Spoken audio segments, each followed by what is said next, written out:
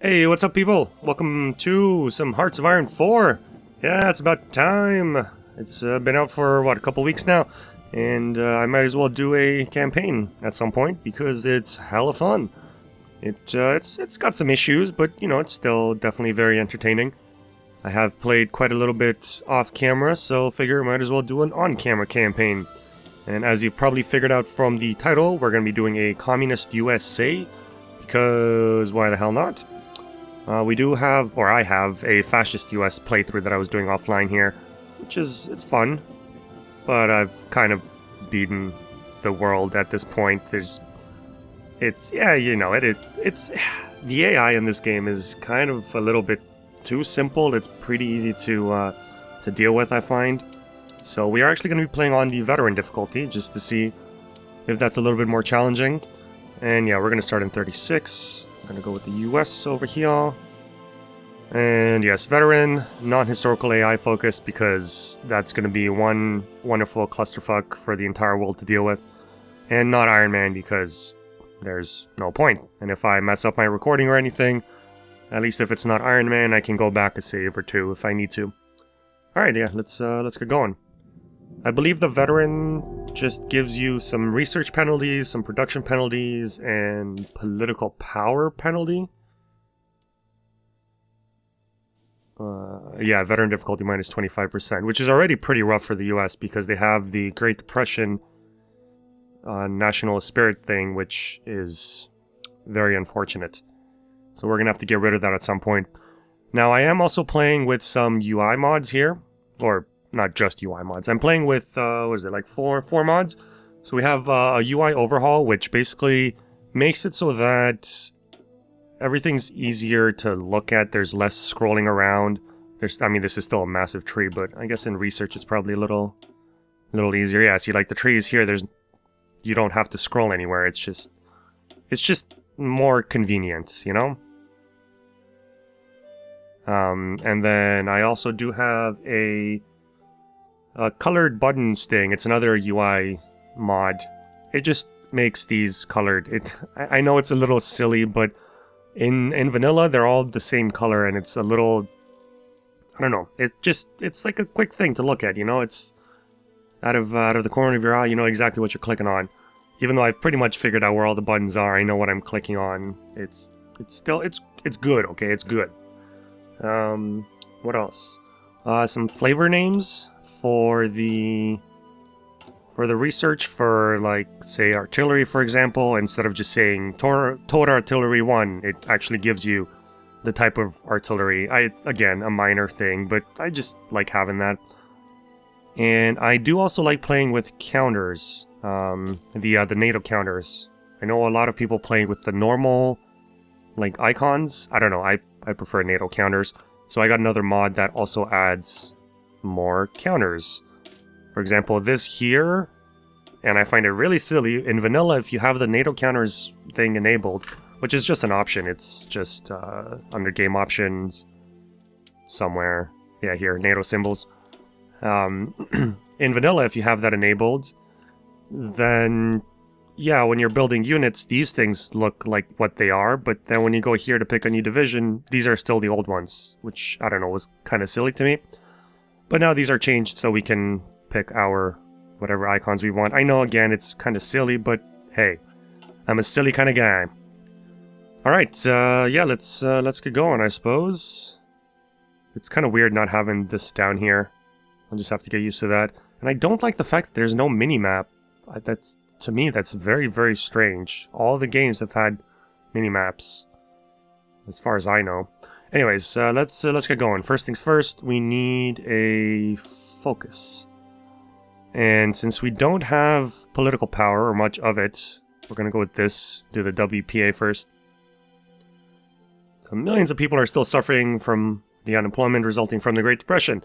An agency put these people to work on public projects may not fully solve the problem, but the Work Progress Administration is a step in the right direction. Let's do it. And that kind of fits in with the whole communist thing too. It's a workers' association. Alright, research slot. Yes, research. Well, first things first, this is pretty much the research that everybody will pick on their first go around.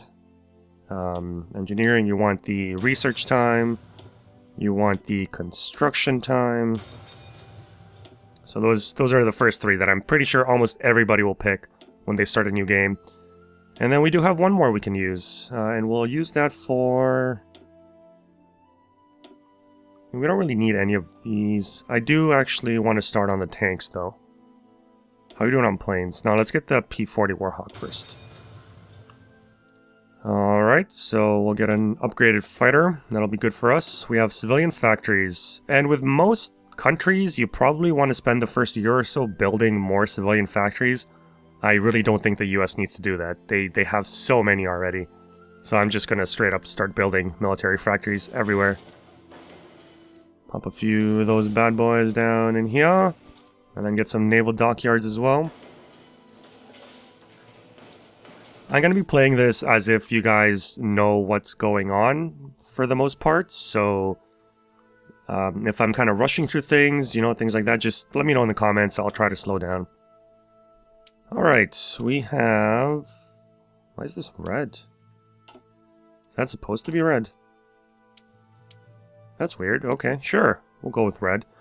Anything we need to build here? No, we're good. Anything under tanks? We can build Great War tanks, but no, we're not going to do that. Planes, though. Planes. We will start building a little bit of everything. One of the few countries that can actually do this is the US. It can just straight up build lots of everything. So we will. We'll do, yep, absolutely everything. Might be maybe a waste of production, a little bit of a waste, but I like doing it. I'm not gonna do the interwar bombers though. I don't think we need any more of those. Oh wait, we don't have any. What? I thought we had some bombers. Get out of here. Yeah, we have a few bombers.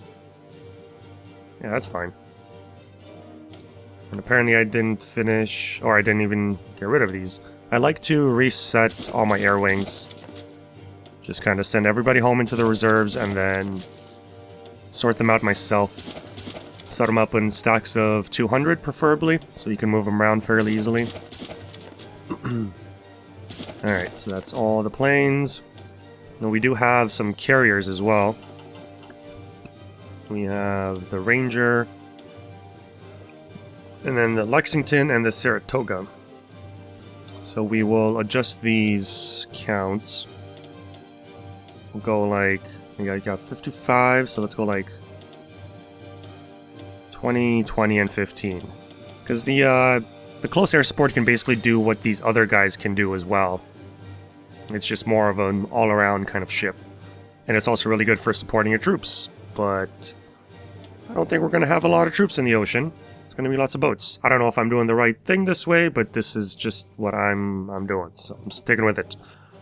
Here we only have a limit of 45 though, because these are slightly smaller carriers. So we'll go like 15. 15 for everybody. It'd be nice if there was a place to actually input a number instead of using sliders. They do love their sliders. Oh, paradox, never change. Oops. Okay. So that's those guys set up, perfect. I feel like the music's a little loud. Yeah, it should be better.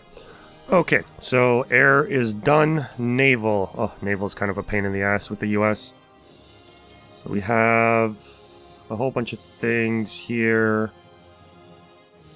Get rid of the subs for now. And combine all use. There we go. It's maybe a little bit overkill. We have 179 capital ships. And I was reading about Navy composition. It's good to have about 3 times the number of screens that you have capital ships. So we would need about, let's say, like 30 screens. And we have 62 of them, so... yeah, we can probably remove a few of these guys. Anyway, that's our Atlantic Fleet. And then we also have the submarines. This will be the Atlantic Wolf Pack. Now, I don't know about subs, what the best setup is for subs. I usually just keep most of them together. I know in Hearts of Iron 3, it was like 3 subs. You had your Wolf Pack of 3 subs, and then that was it. But, yeah, I don't know anymore. Here, let's get some of these destroyers, actually. We'll toss them into that fleet. Okay, and we'll do like 1, 2, 3, 4, 5... Oh, I guess we can see it down there. Let's do like 15 of them. Oh, or 16. That works too. So, US Navy Group 1, go down here, join the Caribbean peoples. Alright, there should also be one on the west coast. Yep, we got a fleet over here. So this will be our Pacific Fleet. Now, this one, we have, holy crap, that's a lot of heavy cruisers. We have 21, 23, so we would need like 60-ish. So yeah, we definitely need more screens in this fleet. Or we could split the fleet up and maybe distribute the numbers out to some of the other fleets, but no. I like having massive fuck-off fleets. I hope you guys are cool with the swearing. I know I've been swearing quite a bit more in my videos recently. I just feel more comfortable swearing than trying to cover it up with silly, like, dang it, and fudge, and things like that. So I'm, hopefully not gonna be annoying you guys too much by doing that. Now, we do have our Asiatic Fleet and Wolfpack, and these guys definitely need some beefing up. But that should be it for the navies, yeah? No, wrong. Yes, no, that is it. Because these guys are moving. And that's good. We don't need to worry about commanders for those guys yet. Alright. Oh yeah, we still have dockyards. Now, we do have one heavy cruiser here. I'm going to send you to the Asiatic Fleet. We do have 13 destroyers. You will also go to the Asiatic Fleet. And some submarines. We have one more submarine being built. But these are level 2 subs, so we're actually going to... We'll go like infinite subs. And you're going to go on the Asiatic Wolf Pack. There it is. Alright, now we do have free dockyards, and I'm going to build another carrier. Get ourselves a Yorktown class. Toss in a whole bunch of dockyards in here. Move you up to the top of the boats. And just one in... Yeah, just one should be fine. Let's set it up for 2 just in case so we don't lose the production. Or the production time. And you will also go to the Asiatic Fleet. Okay. That should be all of those dudes. Excellent. I feel like there was one more thing I meant to do. But I have now forgotten what said thing was. Something to do with boats. I don't know. Whatever. I'm sure I'll remember at some point. Alright, what else do we have? Yeah, we got the planes. We got low manpower. That's fine. Resources. We need to import some rubber from the UK. That'll do for now. In the USSR. We'll be good friends with you guys at some point, possibly. And we're probably going to be playing on speed 5 for now because there's nothing that's going to be happening. Oh yeah, before we actually start, let's go back. Where's our biggest airport here? Virginia. And we will start setting up some wings here.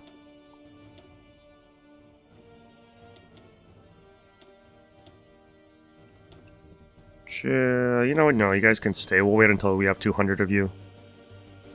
That's all we have? Okay. I could swear we had more, but sure. That's all we have. And we will...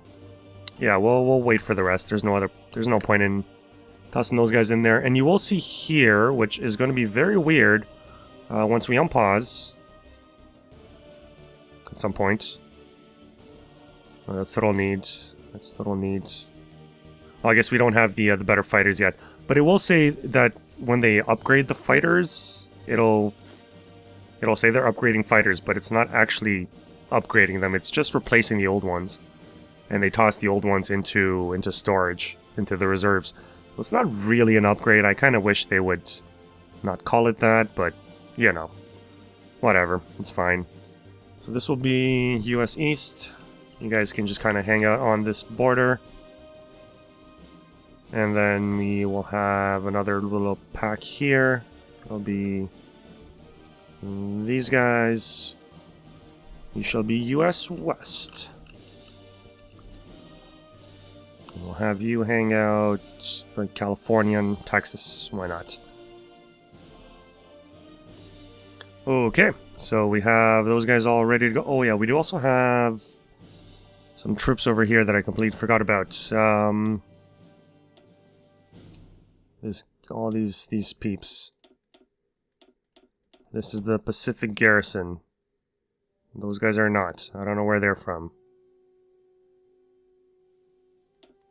Okay, you guys will be there, and we're actually going to put you in a new theater.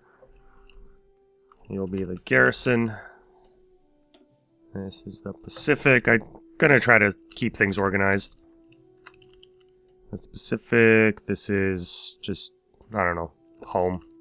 Homer! Home. No, that's fine. We did have some more troops as well. Where are you guys? Whoops. You're over here. Oh, I thought I assigned you to here. You go to US East. Okay. And then we do have... Oh, yes. These guys. You'll also form a new army. It'll be the Caribbean Garrison. Okay. And then we should have just one guy left, I believe. Down in the Philippines. And this will be the Philippine Army. Which will probably end up being our main invasion force out in the west. Or the Far East, technically my west. Alright, cool. So you guys are chilling. Everybody's good. Everybody's in an army. Excellent. Philippine Army goes in the Pacific. And you guys stay there, that's fine.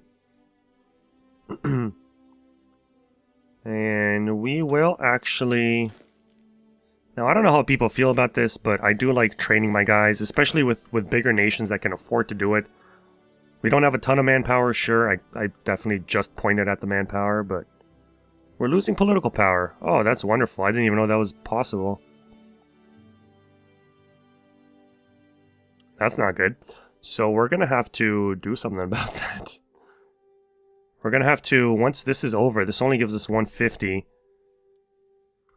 Oh man, that minus 25% from veteran difficulty is going to make things very difficult for us. Because generally the first thing I do is pick a silent workhorse to gain some more political power, right? But that's not going to be enough to offset the loss. So I could maybe go for the straight up for the Communist Revolutionary from the beginning. Which might not be a bad idea. But then we'd still be losing political power. I don't know. We'll have to see about that.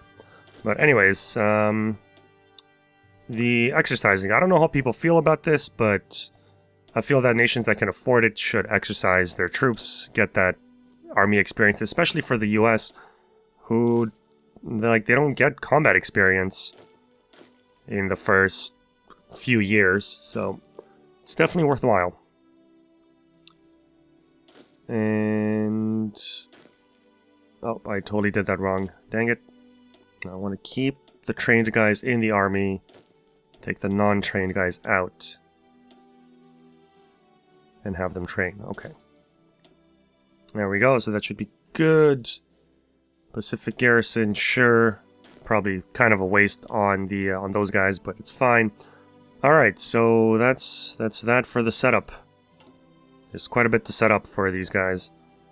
And I do want to switch over at some point as well. I want to switch, because we have a whole bunch of National Guard divisions, which are a little bit too big. The combat width is, so it's 80 per combat plus whatever other modifiers from terrain and commanders and whatnot. And then any flanking attacks are 20. So you want your combat width to be 20 or under. So these guys are too big. So we definitely want to switch over.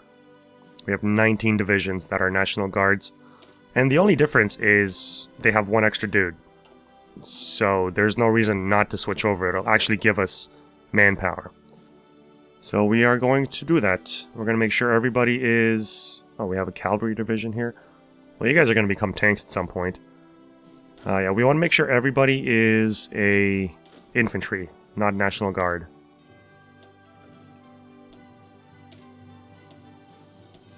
We'll just do that quick little switch, and then I'm gonna have to call the episode. Unfortunately, I know we haven't done much of anything, and that's because the US has a ton of setup to do, unlike some of the other nations. But once we're done with this, we'll zoom through the first few years pretty fast. I still, man, I don't know with that whole political power situation, because the US suffers so horribly from lack of political power. Having that penalty, oh man, that's just bad news. So I guess it's basically all the guys that are training right now. I don't know why they lose experience. You're losing guys that are in your army, so I feel like overall your average experience should go up, but apparently not. Is that all of them? We still have one somewhere. So one of you guys, it's the Hawaiians. And yeah, that should be good. And I'm just gonna get rid of the National Guards just to get that out of there. Get it out of my face. Alright, and on that note, now that we have done basically a whole lot of nothing, I'm gonna have to leave the episode off here. Because it's, yeah, it's time. Sorry, guys. Unfortunately, not much happened, but a little bit happened. We got everything all set up, so that's good. Anyways, yeah, hope you're enjoying so far. Hope you're excited to see where this campaign can go. If you have any ideas or any comments, questions, concerns, you know, all that good stuff, just let me know down below. And I will catch you next time. Take care.